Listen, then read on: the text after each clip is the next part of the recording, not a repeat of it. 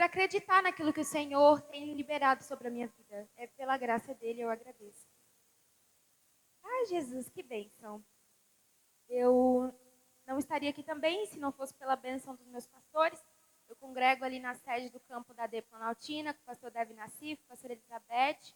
Eles me abençoaram para estar aqui e disseram, leve a nossa saudação. Então, estou trazendo aqui o cumprimento dos meus pastores. Estou também aqui com os meus amigos, com o irmão Tiago e a irmã Aline, que acabaram de chegar. Sarinha, Ezequiel, Letícia, Isaac, meu irmão Ângelo, amigo Daniel, minha amiga Daiane, que estava ali, mas precisou se ausentar, e os meus pais. Amém, gente. Abra a sua Bíblia, Neemias, capítulo 6. Neemias, capítulo de número 6.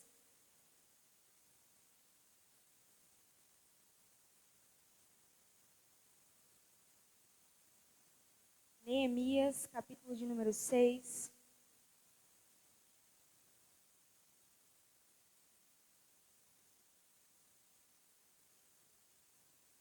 Amém, igreja? Glória a Deus. Quando Sambalate, Tobias, Gesem, o árabe e o restante dos nossos inimigos souberam que eu havia reconstruído o muro e que não havia ficado nenhuma brecha, embora até então eu ainda não tivesse colocado as portas nos seus lugares, Sambalate e Gesem mandaram-me a seguinte mensagem: venha, vamos nos encontrar num dos povos da planície de Ono. Eles, contudo, estavam tramando fazer-me mal. Por isso, enviei-lhes mensageiros com essa resposta: estou executando um grande projeto e não posso descer. Por que parar a obra para encontrar-me com vocês? Glória a Deus. Eu quero pedir que os irmãos continuem em pé. Porque durante essa semana eu estava sentindo a manifestação do mundo espiritual assim muito forte, uma batalha espiritual tremenda. E hoje, quando nós estávamos vindo para cá, a minha amiga precisou se ausentar justamente por isso, porque por algum propósito, o mundo espiritual tem se movido e Satanás levantou uma guerra, mas nós cremos pelo poder que há no nome de Jesus que ele já foi derrotado. Quando nós estávamos vindo para cá, a minha amiga me mandou uma mensagem da Anne falando: espera um pouquinho, eu estou numa batalha aqui. Eu falei, amiga, o que aconteceu? Ela falou, fulano acabou de manifestar. Eu falei, amém, eu vou estar intercedendo aqui. E, por favor, continue de pé só um momentinho. E quando nós estávamos aqui, eu com isso em mente, nós orando para que estivesse tudo bem,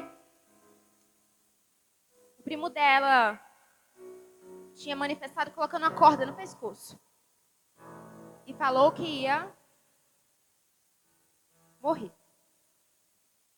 Ela orou e ficou tudo bem. O primo dela foi para a igreja. Só que agora, nesse momento, ele saiu correndo em frente de um carro. E Satanás tem tentado ceifar a vida dele.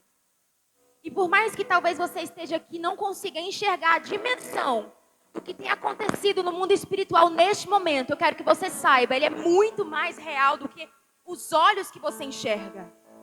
Então eu peço que toda a igreja neste momento, posso, pastor Ezequias, levante as mãos e nós vamos guerrear por 1 minuto. Eu quero que em nome de Jesus você declare, você ore que há poder no sangue de Jesus para desfazer toda a ordem do inferno. Senhor, nós declaramos isso, que há poder no teu nome, Jesus, para desfazer toda seta enviada por Satanás. Há poder no nome de Jesus para desfazer toda palavra que o inimigo tenha lançado sobre a vida do teu filho agora, neste momento, Pai. Nós cremos que há poder no teu nome, há poder no teu sangue. Envie anjos para guerrear, para batalhar essa guerra. Que as tuas mãos alcancem onde as nossas não conseguem. Que a tua voz, Pai, ecoe naquele lugar onde a nossa não consegue alcançar. Mas por favor, Jesus, vá de encontro àquele homem neste momento e o alcance com a libertação pelo poder que há no teu nome. Glória a Deus. Se assente, por favor.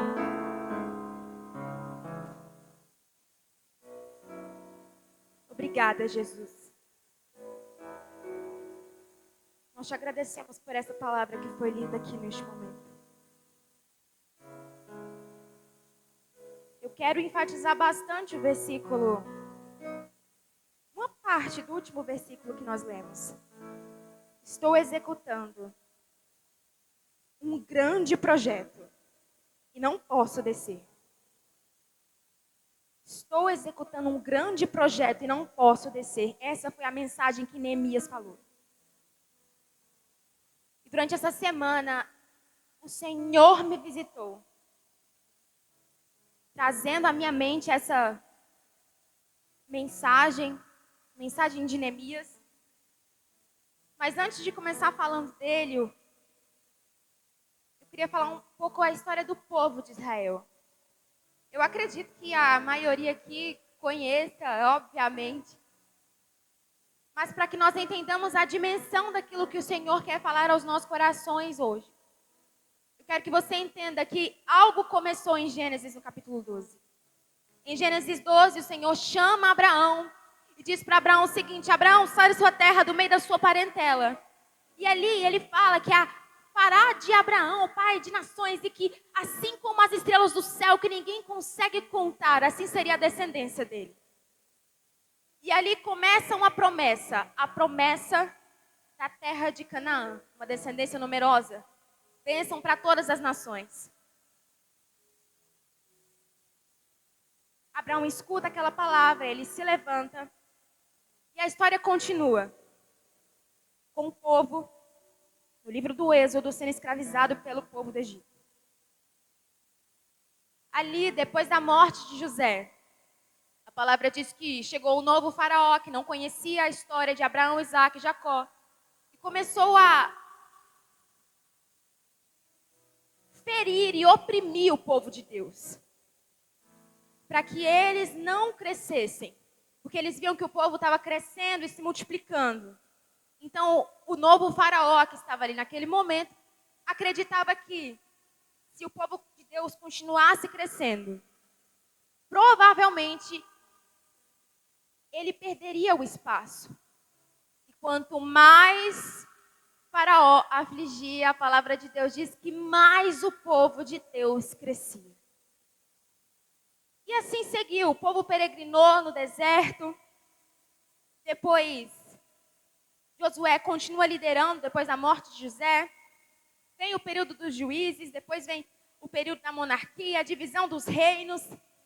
E aí começa, irmãos, o cativeiro babilônico. Todo mundo conhece a história de Daniel, Sadraque, Mesaque, Abednego. E essa parte todo mundo já conhece. E nós chegamos aqui no livro de Neemias, capítulo 1, dizendo: palavras de Neemias, filho de Acalias. Anani, um dos meus irmãos, no versículo 2 do capítulo 1, veio de Judá com alguns outros homens.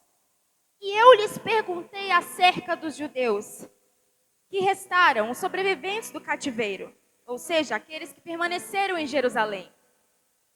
Ali naquele período, quando a Babilônia guerreou contra o povo de Deus, alguns foram levados ao exílio e outros ainda permaneceram lá, mesmo que Jerusalém estivesse completamente destruída, suas portas destruídas, seus muros destruídos e o templo destruído. No livro de Esdras vai falar sobre a reconstrução do templo de Jerusalém. E aqui em Neemias fala sobre a reconstrução dos muros de Jerusalém. É nessa parte que nós focaremos agora. E a palavra continua dizendo, essa foi a mensagem que Anani mandou para Neemias. Aqueles que sobreviveram ao cativeiro e estão lá na província passam por grande sofrimento e humilhação. O muro de Jerusalém foi derrubado e suas portas foram destruídas pelo fogo.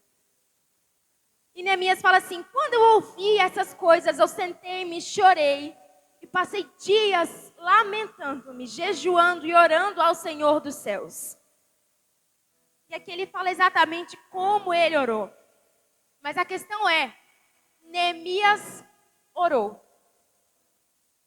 assim que ele soube da terrível notícia de como estavam a terra dos seus descendentes, ele chorou e ele orou. Essa questão é muito séria porque o que nós fazemos? Qual que é o nosso comportamento diante das frustrações que aparecem no nosso caminho? Existe uma gama de possibilidades que nós podemos agir. Tem gente que se desespera e está tudo bem se desesperar desde que esteja na presença do Senhor.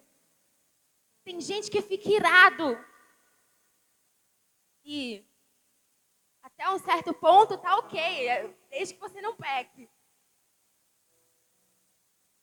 Só que Neemias, ele senta, chora e passa dias se lamentando. Neemias, ele era um copeiro. Ele trabalhava lá servindo ao rei Artaxerxes. E o trabalho de Neemias é um trabalho que provavelmente ninguém quer. O trabalho de Neemias era um pouco perigoso. O ofício que ele exercia era o seguinte: o rei precisava comer. Mas para que o rei não comesse nada envenenado, uma pessoa tinha que provar para que a saúde do rei não fosse prejudicada. E esse era o trabalho de Neemias. Era garantir que a comida e a bebida que o rei fosse ingerir não causasse dano. Neemias era um homem comum. Ele era um homem em um dia comum. Um homem comum como eu, como você. Um homem comum. Neemias não era um sacerdote. Porque para ser sacerdote, você tinha que ser filho do sacerdote. O sacerdote seguia era hereditário. Você só seria sacerdote se seu pai fosse sacerdote. Neemias não era sacerdote. Neemias era um homem comum. Neemias não era levita. Neemias era um homem comum. Neemias nos dias de hoje seria aquela pessoa que acorda às 5 horas da manhã, pega o ônibus para ir trabalhar.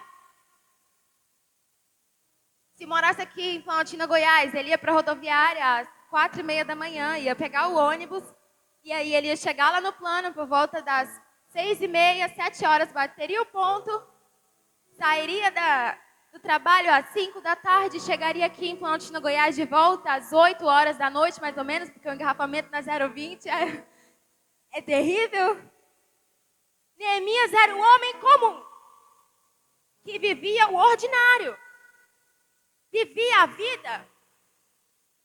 Ele não tinha nenhum cargo. Eu falo o seguinte, que se alguém perguntasse o que alguém ia querer trabalhar num palácio, do que ele ia querer ser num palácio? Acredito eu que a maioria ia falar que quer ser príncipe.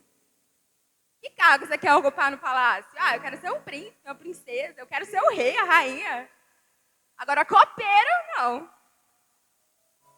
Copeiro, com certeza, não. Neemias era um homem comum. Só que uma coisa muito legal, e que na minha Bíblia está escrito assim, a história de Neemias. Palavras de Neemias, filho de Acalias. Neemias, ele era um homem que naquele dia começou a se incomodar com a realidade que o povo que ele tanto amava estava padecendo. Neemias era só mais um homem comum com um chamado da parte de Deus. Neemias era só um homem comum que naquele dia o Senhor decidiu que ele escrevesse a história dele. Neemias era um homem comum, um homem que acordava fazendo o que ele tinha que fazer, um homem que acordava para trabalhar, um homem que acordava para fazer tudo o que ele tinha que fazer da maneira mais simples possível. Mas foi um homem que começou a escrever uma história. E uma história que virou um legado. Eu tenho certeza que hoje foi um dia comum para você. Hoje foi só mais um dia comum, um domingo comum. Um domingo que talvez você tenha acordado por volta das 8 horas da manhã, vindo para a EBD, não sei. Feito o almoço na sua casa. Às vezes domingo tem muita família que tira para almoçar junto, né? Feito o almoço, almoçou com sua família. Saiu para algum lugar e aí hoje é domingo e as pessoas têm essa ideia de que o dia de ir para a igreja é o domingo.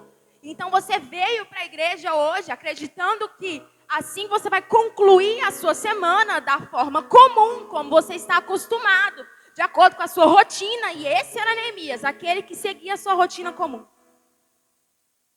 Só que naquele dia o Senhor deu a oportunidade de Neemias escrever uma história que seria contada e lida por muitas pessoas. E a palavra que o Senhor me direciona a falar ao seu coração é que hoje, nesse dia comum, o Senhor escolheu para que você continue a escrever a história que será contada.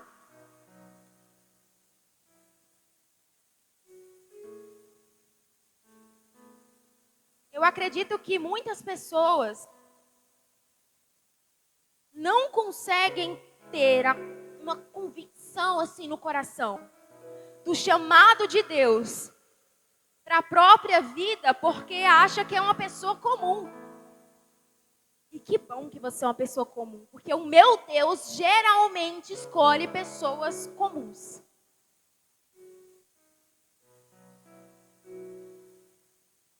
Neemias, ele sabia quem ele era.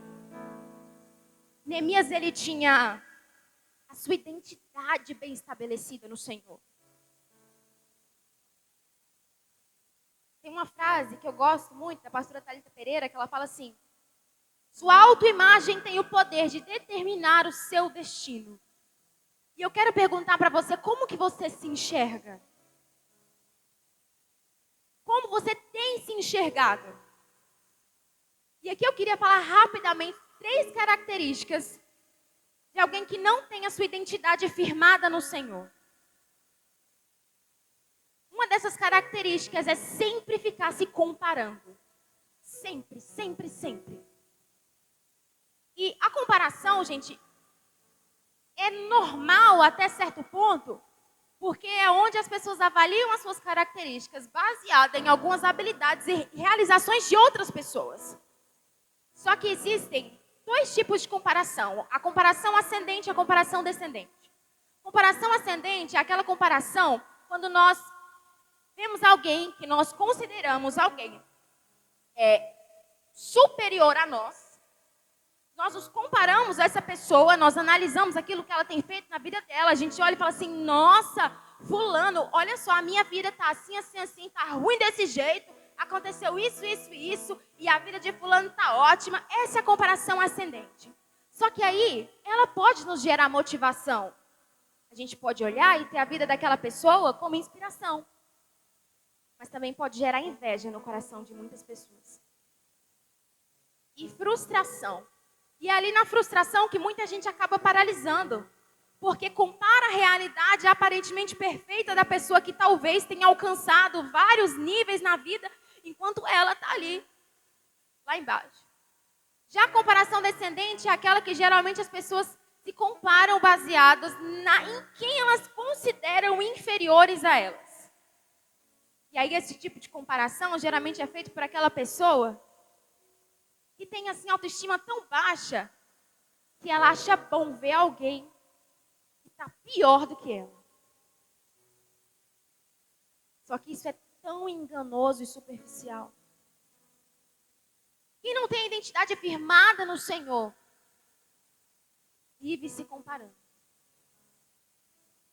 E eu acredito que isso comece na infância, porque muitos pais, de forma errada, acabam comparando seus filhos. Comparam os seus filhos com os filhos de outras pessoas. Falam: olha, o filho filho de fulano é assim, assim, assim, e você ainda está assim, assim, assim. O seu irmão é assim, assim, assim, e você continua desse jeito. E não tem ideia do quão prejudicial isso é na cabeça do filho.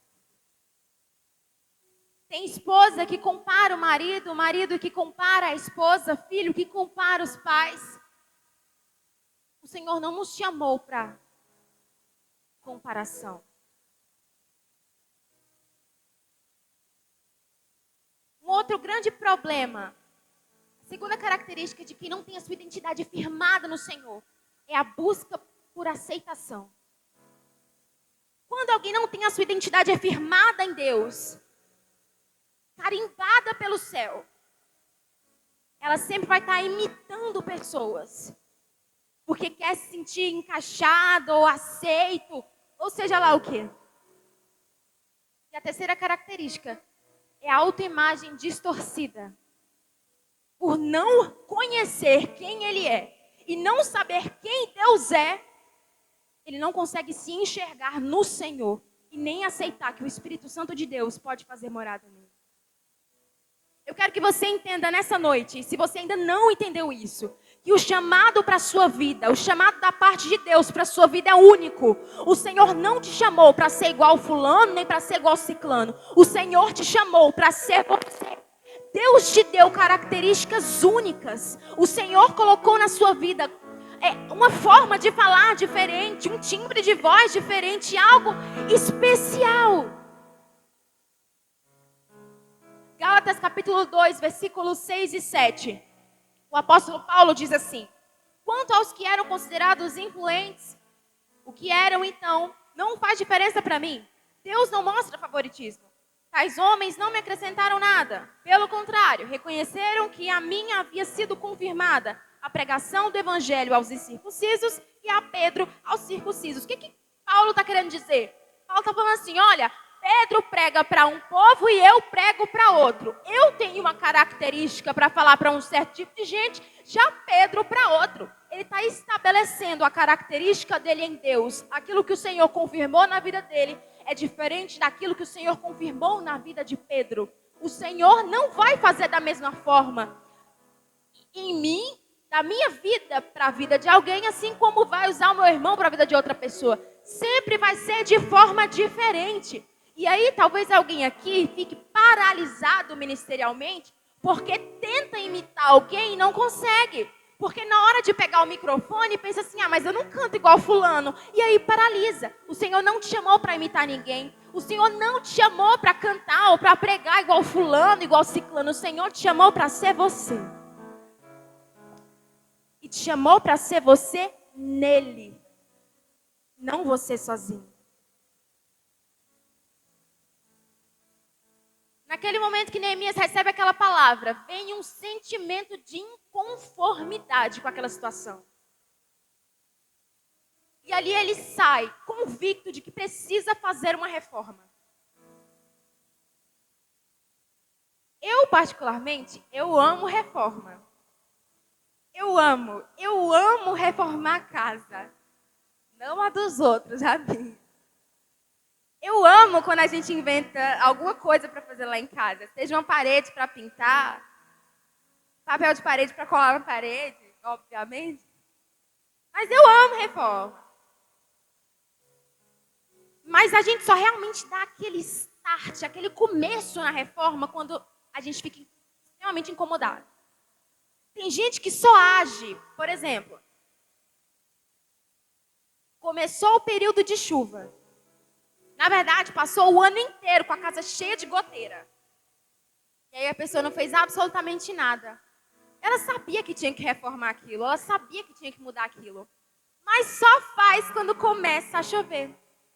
Só percebe aquela necessidade quando começa a chover. Por quê? Porque ninguém quer goteira caindo em cima da cabeça. Porque se sente incomodado. Porque não aceita viver aquela realidade. Ali a pessoa se levanta e começa a fazer. E eu quero falar uma coisa para você. Tudo aquilo que te incomoda é um convite do Senhor para que você seja usado para uma reforma.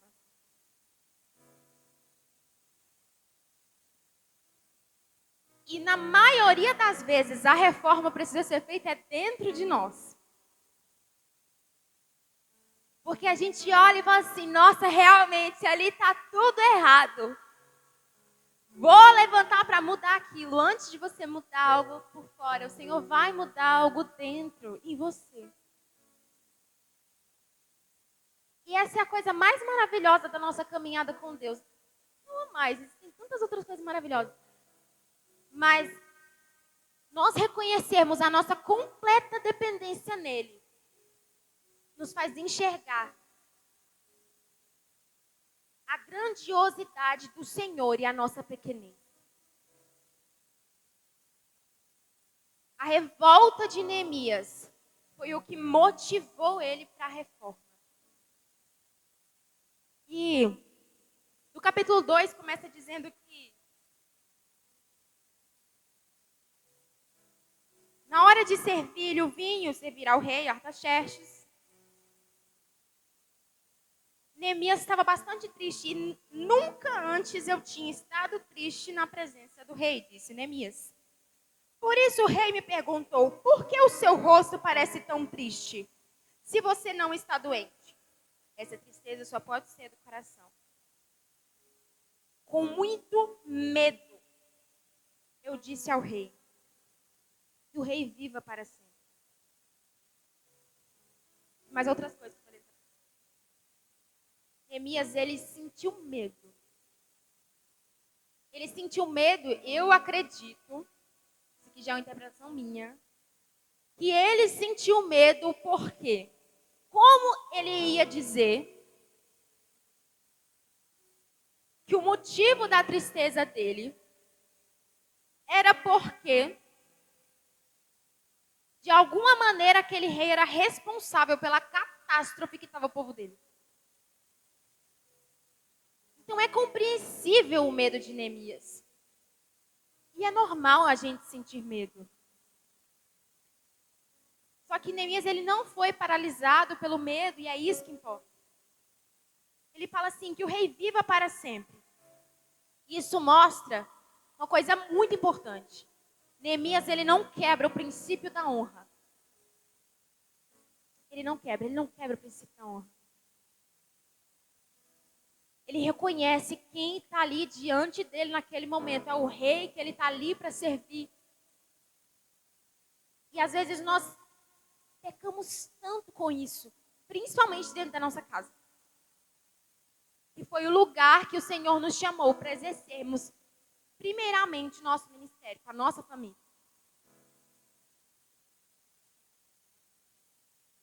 Uma coisa que nós trabalhamos lá com os adolescentes na nossa igreja, uma coisa que esse ano nós temos falado muito, é sobre honra. E no congresso de família, o pastor pediu para que nós falássemos sobre honrar os pais. E nós já tínhamos falado isso ano passado, sobre honrar os pais. Só que, conversando com a liderança do departamento de família, eles falaram, olha, o pastor pediu para falar de novo sobre honrar os pais. E aí eu falei com a irmã, falei, tia, mas de novo? Ela falou, de novo. Não, então tá bom, não estou entendendo errado, não. De novo. Porque às vezes a gente acha que a gente tem que honrar só quando nos convém. A gente acha que a gente tem que honrar porque a gente está sentindo de honrar. Eu não tenho que honrar a minha família porque eu estou sentindo de honrar a minha família. Eu tenho que honrar a minha família porque é um princípio. E só vive promessa do Senhor e não quebra princípio. O princípio antecede o sentimento. E ainda que Neemias estivesse triste, ainda que, direto ou indiretamente, o rei Artaxerxes fosse responsável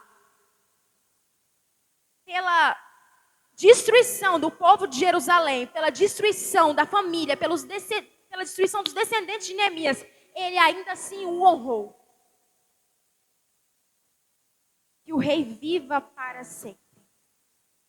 E ele continua: como não estaria triste o meu rosto, se a cidade em que estão sepultados os meus pais está em ruínas, e as suas portas foram destruídas pelo fogo?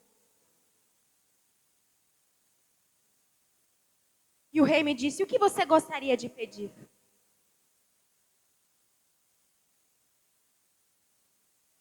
A palavra diz que essa foi a primeira vez que Neemias apareceu triste diante do rei. Mas com certeza essa não era a primeira vez que ele estava triste. Mas a primeira vez que ele se permitiu demonstrar tristeza. Porque Neemias era bom naquilo que ele fazia. Neemias, ele exercia o seu ofício com excelência. Ele tinha prazer em fazer aquilo. Porque ele sabia que é importante. E quando o rei lhe pergunta isso, ele fala que gostaria de ir até Jerusalém e reconstruir os muros. E Neemias vai e reconstrói.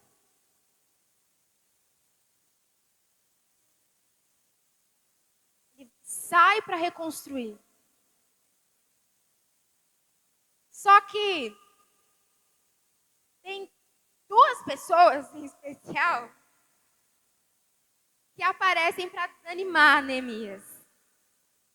São os dois queridos, Sanbalat e Tobias.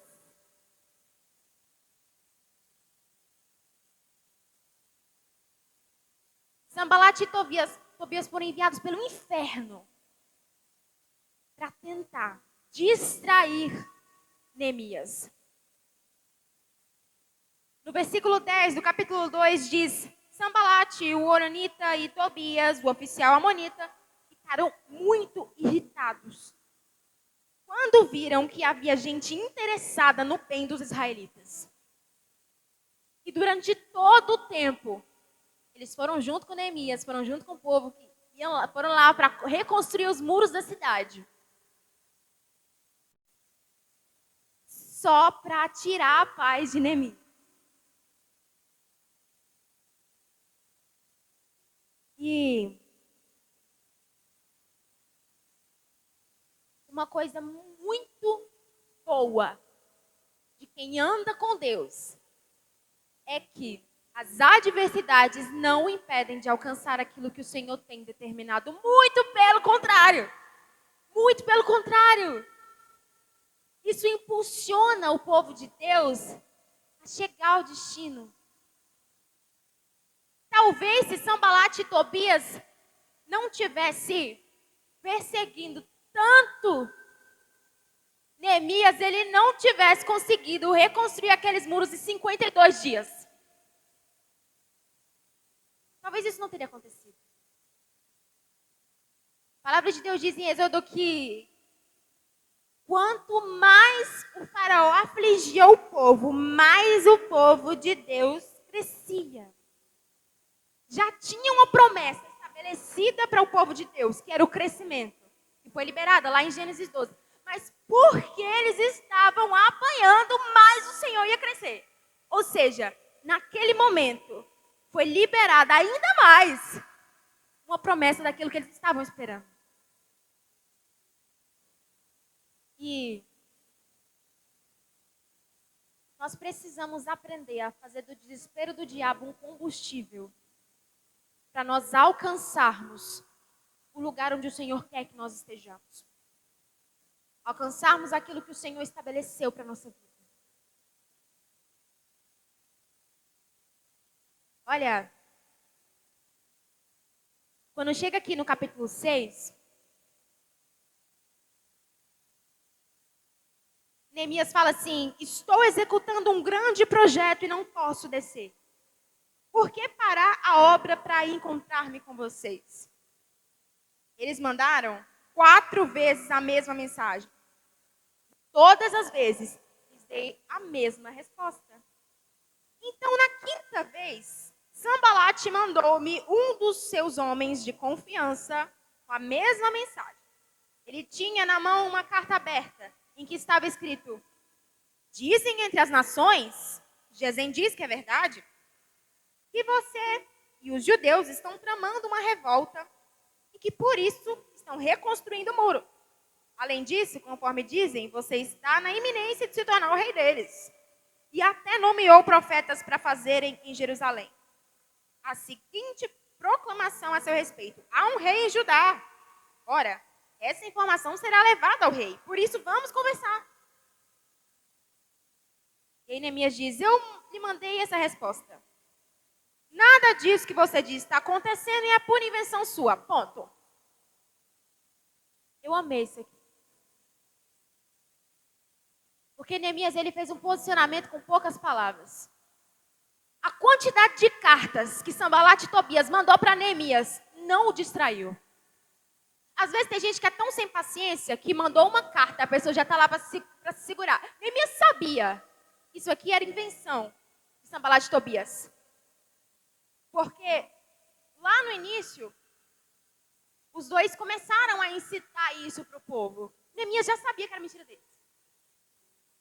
Irmãos, tem gente que na primeira carta já ia lá para tirar satisfação. Ah, mas eu vou brigar.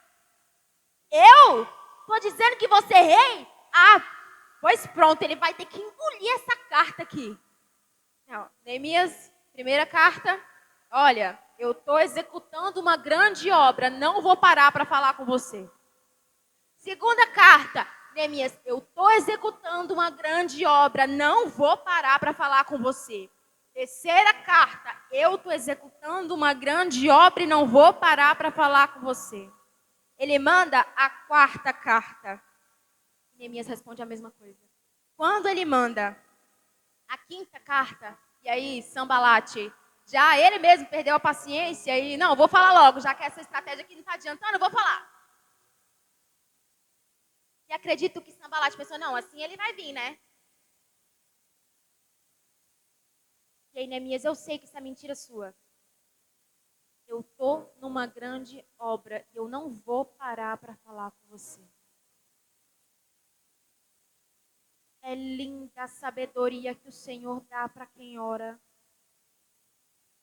Porque antes de se levantar para reconstruir aqueles muros, Neemias orou, Neemias jejuou, Neemias se lamentou, Neemias se entristeceu e Neemias sentiu medo, mas ele não deixou de orar. E a palavra diz assim que em 52 dias, no capítulo 8, em 52 dias,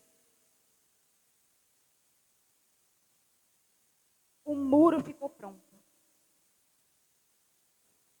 52. Acredito que esse tenha sido um tempo recorde de construção das coisas de Deus. 52 dias para reconstruir os muros de Israel. Os muros de Jerusalém. E eu já estou terminando, mas Neemias se tornou governador e ninguém vira governador de um dia para o outro. Ninguém alcança o lugar que o Senhor determinou de um dia para o outro. José para virar governador do Egito, eu acho que eu já ouvi tanto isso, eu acredito que os irmãos já ouviram tanto também.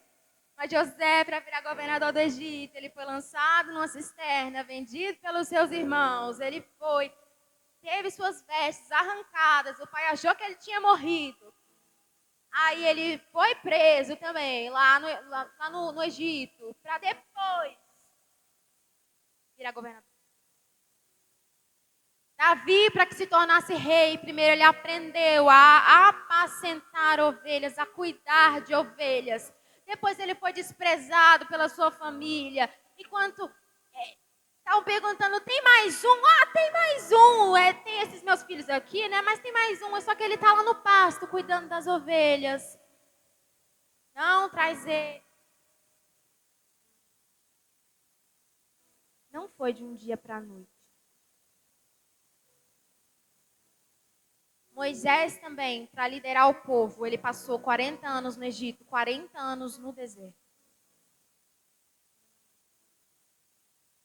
Sabendo cuidar de ovelhas. Aprendendo a cuidar de ovelhas. Porque tem coisa que só o deserto ensina pra gente. E não foi de um dia para o outro. Neemias aprendeu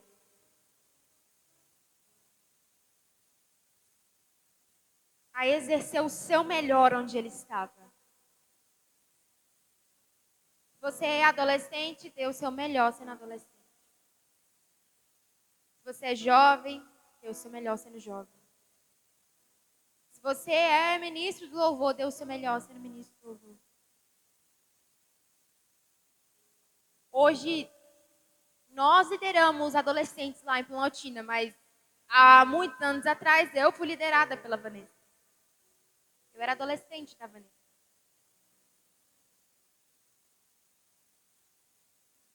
Nós precisamos parar de querer pular etapas, pular processos. Porque só vive o propósito do Senhor quem suporta todos os processos. Essa foi a palavra que o Senhor colocou no meu coração. Eu espero de verdade que o Sambalate Tobias da sua vida não te distraia. Que nada tire os seus olhos do Senhor. Que se você chegou aqui nessa igreja hoje,